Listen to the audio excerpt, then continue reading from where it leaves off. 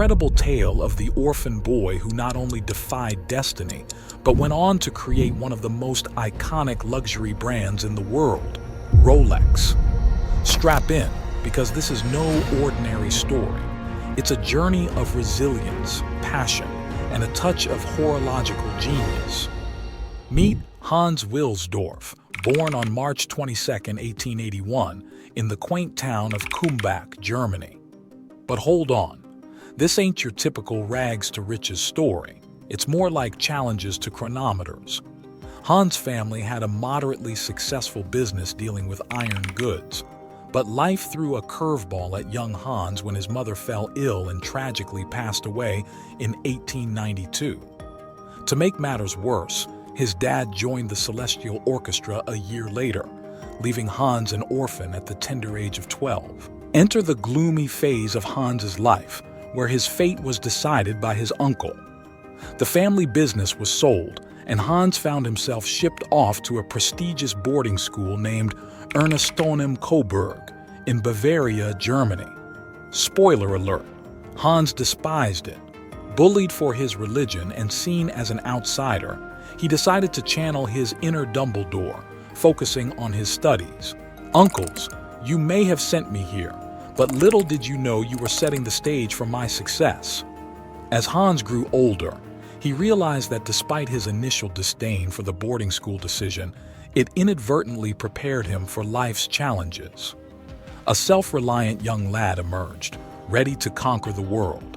Our boy Hans wasn't just about business. He was a voracious reader. Math and languages were his forte, and he even dabbled in French and English. Who knew that his love for languages would later play a crucial role in his extraordinary journey? During his school days, Hans struck up an unlikely friendship with a Swiss lad who spun tales of his homeland, particularly a city called Le Chaux de Fonds in Switzerland. A city steeped in watchmaking history that piqued Hans's interest like never before. Enough with the books and bullies.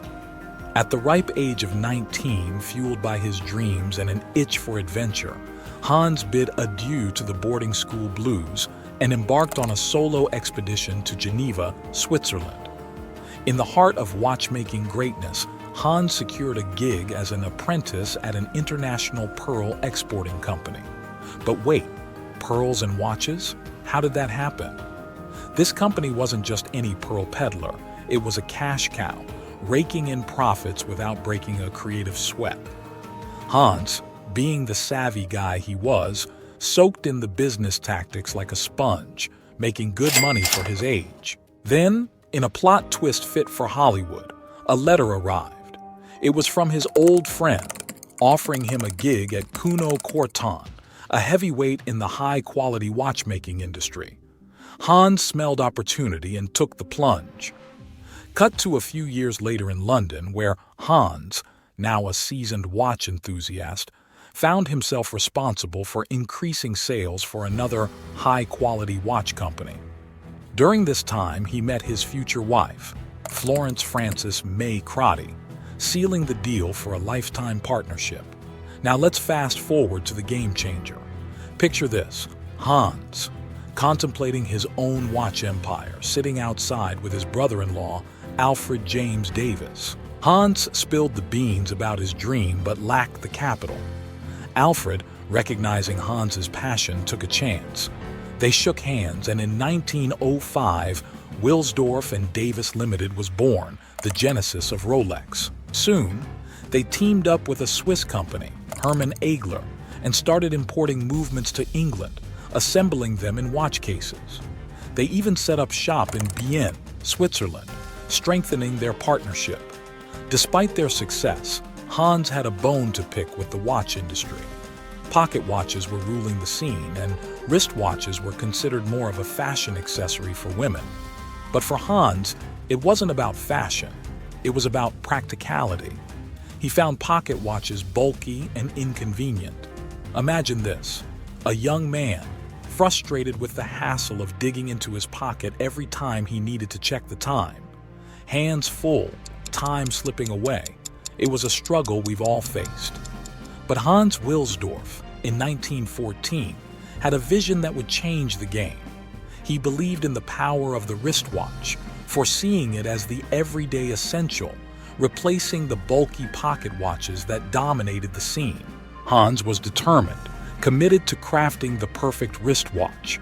So, off he went, globe-trotting through Europe, meeting with watchmakers, discussing the intricacies of timepieces. He started releasing his own wristwatches, each one a step closer to the high-quality, reliable masterpiece he envisioned for both men and women. By 1908, Hans had established his own company, becoming a force to be reckoned with in the English watchmaking industry. Enter Rolex, a name carefully crafted to be high-class, catchy, and universally easy to pronounce. The 5 letters that make up Rolex were meticulously chosen, and with that, a legacy was born. Then, the First World War erupted, throwing businesses into chaos. But not Rolex. Hans's reliable wristwatches became the go-to timepieces for soldiers. Their precision and ease of use made them a crucial asset on the battlefield, leading to Rolex's prominence. In 1914, the company had grown to employ 60 people, and accolades from Swiss chronometer ratings and London's Kew Observatory added a stamp of credibility. But, as with any tale of success, challenges emerged. In 1914, the British imposed a hefty tax on companies exporting goods across borders. Hans, ever the strategic thinker, shifted the company headquarters from London to Bienne, Switzerland, dodging the taxes and gaining a tactical advantage. The move wasn't just about finances, it was about perception too. Anti-German sentiments during the war led Hans to rebrand his company from Wilsdorf and Davis Limited to the Rolex Watch Corporation Limited. Fast forward to 1915 and Hans is making moves, registering the iconic 5-star crown trademark for Rolex. Picture this, a small but significant detail that would forever grace the dial of their watches, a symbol of precision and luxury that stands strong even today. In 1919, the Rolex Watch Corporation decides to switch things up, relocating its main office from Bienne to Geneva, where it proudly stands to this day. The company now focuses on crafting watch movements in Bienne, transporting them to Geneva for meticulous verification, and finishing touches before launching their products with that unmistakable high-class design. But here's where the story takes a turn for technical innovation. Hans and his team, fueled by determination and patience, set out to make the Rolex watch more than just a timekeeper. They aimed for perfection, a watch case so tight that movements would be permanently shielded from dust, perspiration, water, heat, and cold. The relentless pursuit of perfection pays off, and in 1926, Rolex unveils a game-changer, the Rolex Oyster. This revolutionary model, the world's first ever waterproof wristwatch, boasted a sealed case that provided optimal protection for the delicate watch movements inside, making it waterproof. Hans knew he had something extraordinary on his hands, but he decided to bide his time for the perfect opportunity to present it to the world in a way that would make waves. Enter the genius mind of marketing. In 1927, Hans catches wind of Mercedes Gleitze, a London woman claiming she can swim across the English Channel. People were skeptical, so she geared up to do it again in front of thousands. Hans saw an opportunity and convinced her to wear a Rolex Oyster around her neck. After over 10 freezing hours in the water, she made it 4/5 of the way. The Rolex Oyster, however, emerged unscathed. This marked the turning point for Rolex's international fame. Hans didn't stop there. He seized the momentum by placing ads in the London Daily Mail related to the event. He then took it a step further, showcasing Rolex Oysters inside fish bowls with real fishes at every dealership. This genius strategy captured the public's attention and solidified Rolex as a revolutionary watch. In 1928, Hans continued his relentless promotion, partnering with the top British model, Evelyn Lane. The images of her wearing a Rolex inside a fishbowl became iconic, spreading the Rolex fever even further. This was just the beginning. The publicity continued in 1933 when Rolex oysters were featured in newspapers after a flight over Mount Everest. Crew members proudly sported their Rolex watches, fully functional even after the intense journey. Then, in 1935, the famous driver Malcolm Campbell set a speed record of 300 miles per hour, proudly wearing his Rolex. This time, Hans sought permission to publicize it, and Rolex was no longer just a watch. It was a symbol of quality, design, and endurance. Now let's talk about the current situation of Rolex.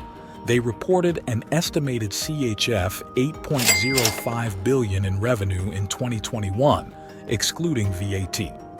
This remarkable figure positions Rolex as a dominant force in the Swiss watchmaking industry. Additionally, Rolex crafts approximately 1 million watches per year, a noteworthy achievement considering the premium pricing of their products, and accounted for 29% of the global market for luxury Swiss watches at retail in 2021. Despite facing significant challenges due to the pandemic, including lockdowns and production disruptions, Rolex's revenue remained robust, showcasing its resilience and market strength. In 2020, Rolex faced a substantial drop in production, 19%, due to the pandemic. They manufactured 810,000 timepieces, down from 950,000 in 2019. However, Rolex's strategic pricing adjustments, an average 5% increase per watch, helped mitigate the impact on revenue. With Rolex accounting for 1/4 of the Swiss watchmaking industry's turnover, its position as the king of Swiss watchmaking is firmly established, despite challenges. And there you have it, the incredible tale of Rolex, the world's most famous watch brand. From the humble beginnings of an orphan boy to the pinnacle of luxury watchmaking, this journey has been nothing short of extraordinary. Make sure to hit that like button and subscribe to our channel for more mind-blowing stories like this.